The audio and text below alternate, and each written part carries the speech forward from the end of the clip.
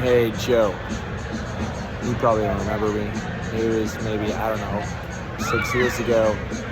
We met at the Stanford Business School thing when the Warriors earned your award as Entrepreneurial Company of the Year early in the championship dynasty run.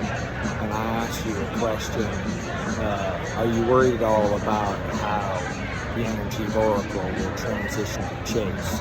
And I was extremely impressed with your answer. Because your answer was intense. And you looked at me straight in the eye, you leaned in a little bit, and you're like, yes, I worry about it every single day for 5 years.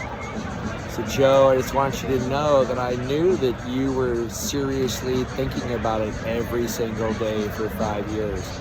And I want you to know that it's more than. So yeah, it's got that energy.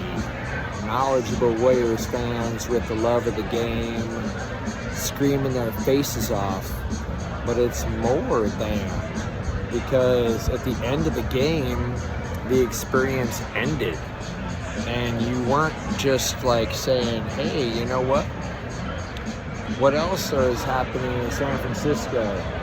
You weren't just enjoying an evening, and this is the quiet side, because I can barely speak.